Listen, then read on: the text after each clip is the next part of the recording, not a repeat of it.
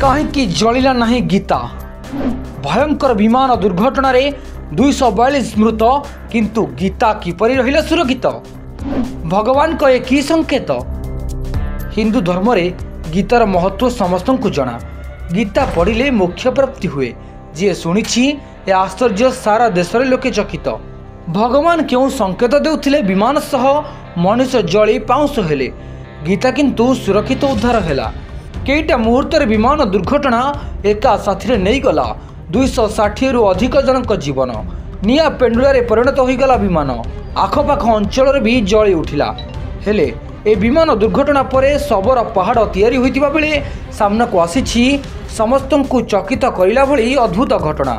विमान दुर्घटना रे सबु किछि ध्वंस हो जाइथिबा बेले गीता किंतु सुरक्षित रहिछि।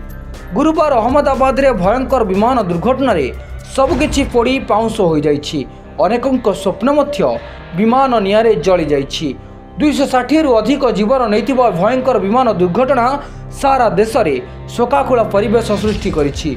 हेले विमान दुर्घटना रे गोटे भगवत गीता बही सुरक्षित भाव में मिली, जार वीडियो सोशल मीडिया रे भाइराल होउछि। उद्धार कार्य रे नियोजित थिबा जणे अधिकारी घटनास्थल भगवत गीता बहीटी पाइथिले।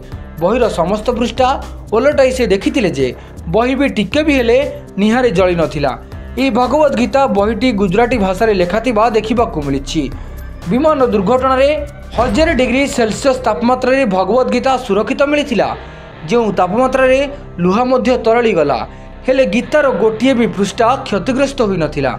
विमान निया लागिबा बेले चारि पाखर तापमात्रा 1000 डिग्री सेल्सियस रे पहुंचीथिला।